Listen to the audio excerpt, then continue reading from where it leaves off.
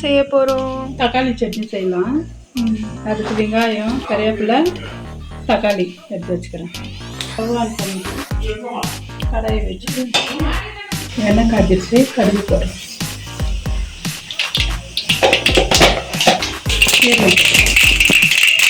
வெங்காயம், கறிவேப்பிலை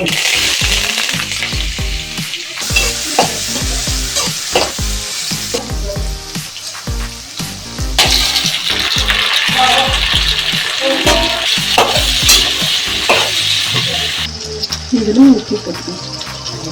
அப்போ தான் கொஞ்சம் ஜல்தி வரணும்.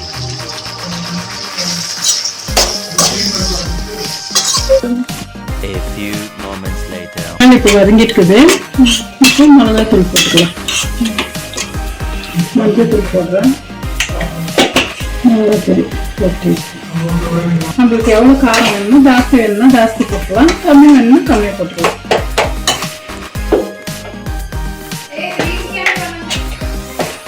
இதுக்கு தண்ணி எல்லாம் ஊற்றக்கூடாது.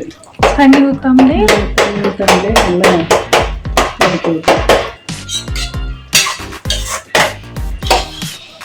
தட்டி வச்சுக்கிறேன் பாரு. இதில் போட்டுக்கலாம். பூண்டு போட்டால் கொஞ்சம் வாசனையாக இருக்கும், சாப்பிட்றதுக்கும் நல்லாயிருக்கும்.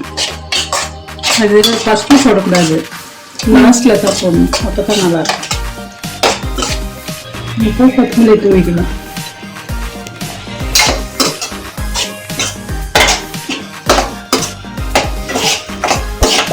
டொமேட்டோ சட்னி ரெடி ஆயிடுச்சு. நீங்களும் வீட்டில் செஞ்சு பாருங்க. லைக் பண்ணுங்க, ஷேர் பண்ணுங்க, சப்ஸ்கிரைப் பண்ணுங்க.